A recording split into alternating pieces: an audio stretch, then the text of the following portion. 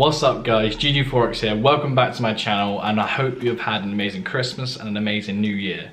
Now it's January the 5th, 2022, which is crazy to say, I don't know why, but it is.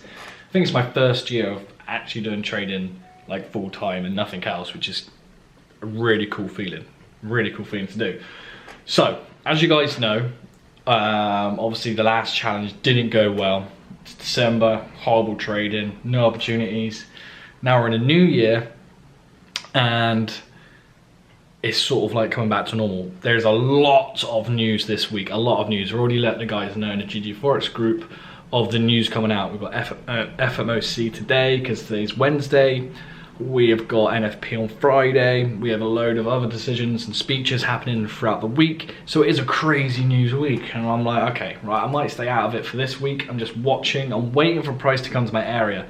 DXY, as you guys know, I'm only trading EU and GU this year, right? And I'm looking at the DXY and EG for bias, whether I think I should be buying or selling EU or GU, right? And sometimes I might trade EG just to see if there's any opportunities on that as well, because I have seen really nice order flow sort of trades happening on that pair. So I might jump in on that, but ideally EG is just to see is there more strength in the pound if I want to buy GU over EU, if that makes sense. I want to buy the strongest against the weakest, okay? So at the moment, DXY is kind of like, meh. It needs to break a high to prove to me that it wants to go higher, and it needs to break a certain low. At the moment, it's kind of sitting in between. I feel like I'm going to get more answers next week. I feel like the price is consolidating at the moment, just waiting for the news to come out, and then it's just going to manipulate people. So I don't really want to get in it yet. I fired up another Ftmo challenge. I did it where you get the 10% off in 10 extra days, so that's really cool. So that will help me out a lot, not only financially but also 10 extra days to do the challenge, which is great.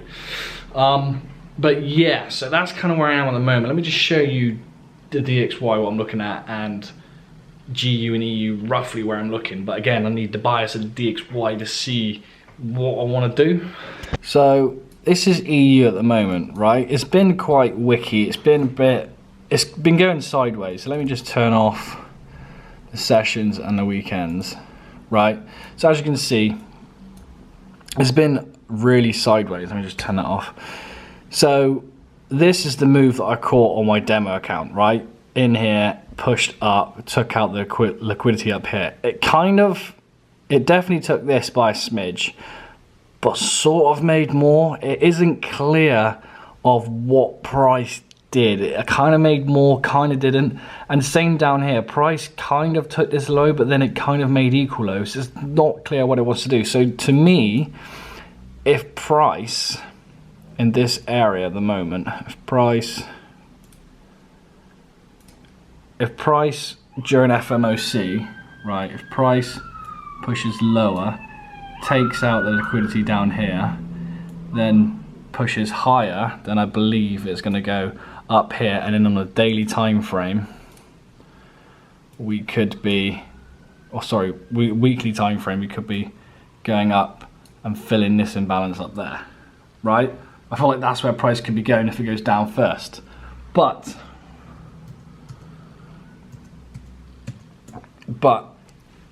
at the moment, it looks like price could come up into here, consolidate, then push down. But for that to happen, then I need to see the DXY kind of tell me what it wants to do. So if I show you the DXY,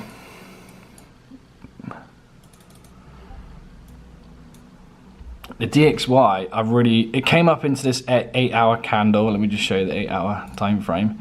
Came into this 8-hour candle and then had a nice rejection off, had a really nice reversal pattern.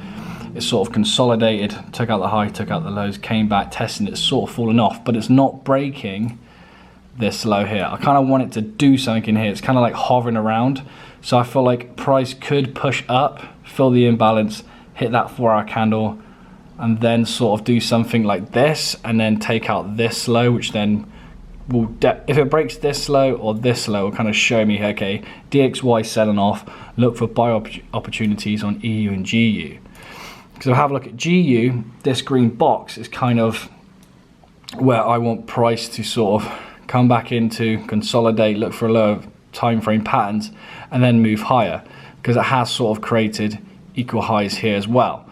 So yeah, that's kind of what I'm waiting on at the moment. Nothing's really clear. I'm waiting for the DXY to either break the high or break a low, and then again see what's left behind to see what the market wants to do to possibly get in on the trade in EU and GU. I've gone for the 35k challenge, so I'm in no rush at the moment. I've got 10 extra days. It doesn't even start until I open my first trade anyway.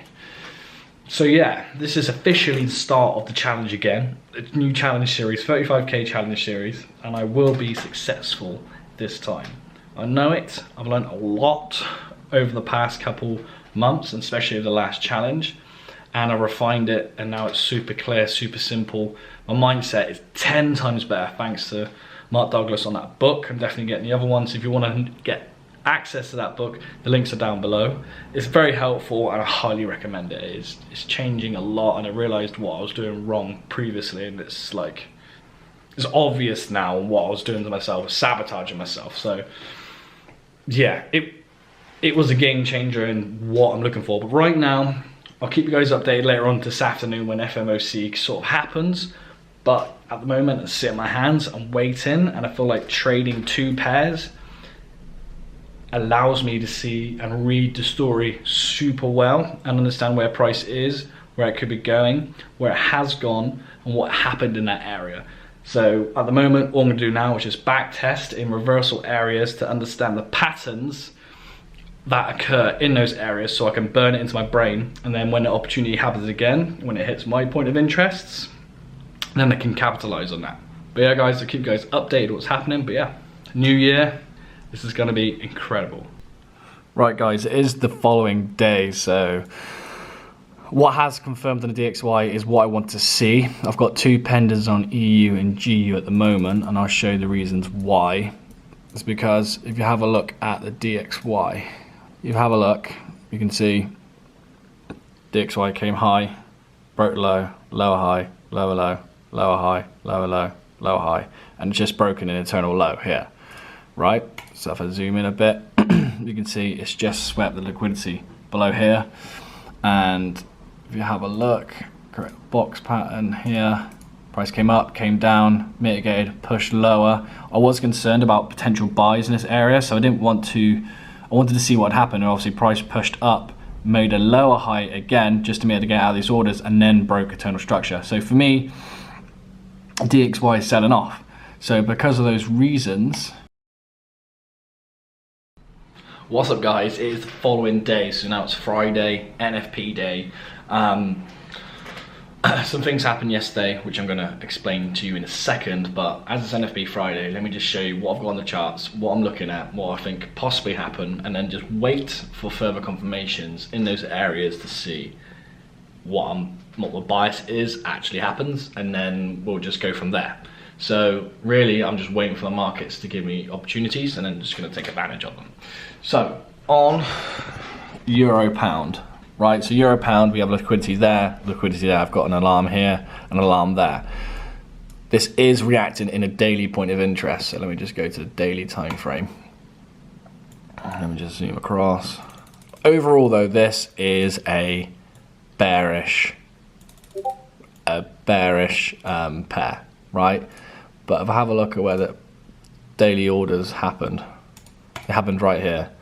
And you still got more daily candles down there. So this whole area really is reacting in a logical point of interest. And as you can see, price is stepping down, RSI is going up slowly. So this could be the reversal point, but what I need to do is wait for lower time frame confirmations in this area. Now, I have equal highs there, equal highs there. If these get broken and I see a nice push upwards, then I can see these highs being taken. Unless that happens, I'm not going to bother getting in with the market, because again, it will be a counter trend trade if I was to do that. But yeah, there seems to be more reasons for price to go up where the liquidity is than go further down deeper into a daily candle where it could potentially reverse, and we do have a lot of bullish divergence in this area as well. So this does look like a nice reversal pattern setting up. I just need to wait, be patient, and see what happens in this area. GU is being bullish as hell, because if you have a look, right, it came beautifully into this hourly candle, it's respecting it, pushing higher, and it bounced off beautifully, pushed higher, made targets, it's flagging down, and it's pushing up again, right? So GU to me looks really bullish. So GU and EU look kind of different for me, which is kind of conflicting, so I'll show the DXY in a second, right? But GU's come down, pushed up, made targets, flagged around, pushed up, flagged around, and then it's pushing up again. I still think this could be a reversal point, and the reason being, so I'm going to wait for lower time frame confirmations in this area. I feel like price could just, where is it? Break these highs, sort of come up with some sort of reversal pattern like that. That's what I feel like could happen in these areas. But I need to wait for proof, because this is super bullish. So for me to do a sell on this is counter trend. Unfortunately, I missed that buy, which is annoying. I should have spotted that, but I wanted to wait for lower confirmations because we do have this unmitigated candle down here on the 1 hour time frame. So for me to just jump in on that, I couldn't just jump in on that knowing that there's imbalance and a potential candle down there that it could come back and get to.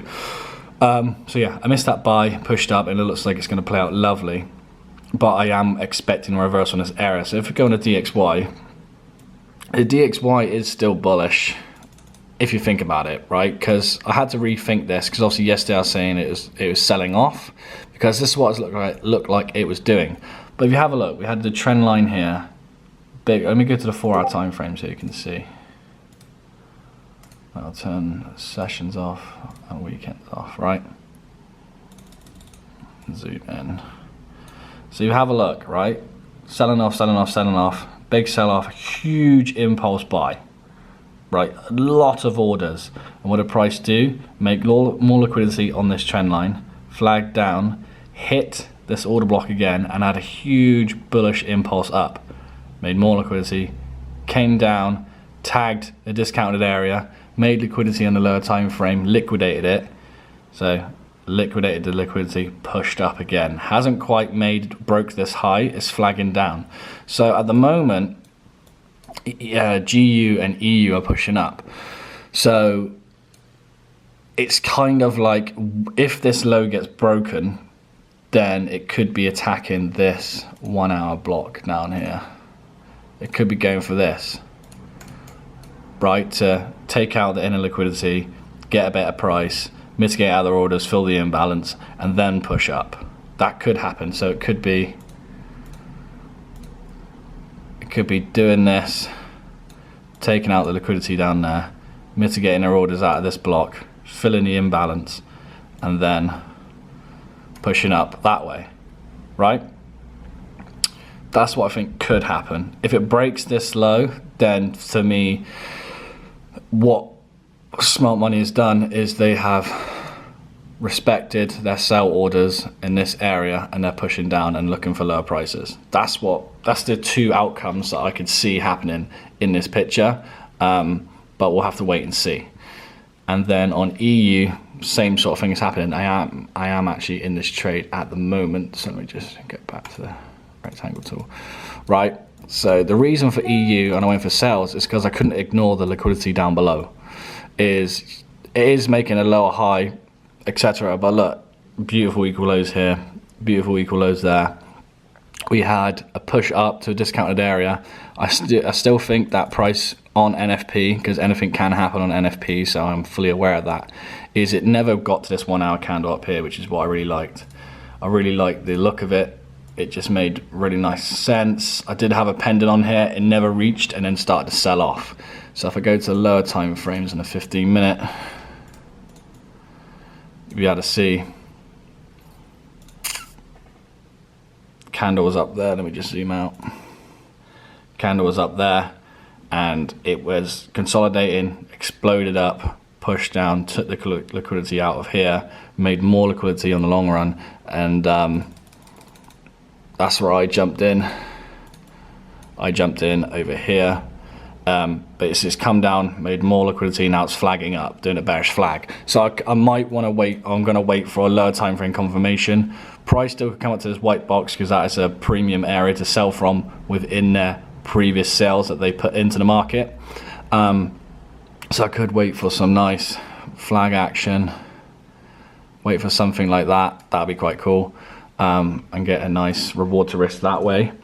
But again, I'm not going to ignore the option that price could just do this, hit that 1 hour, then come down and then do something like this. That could also be happening on NFP.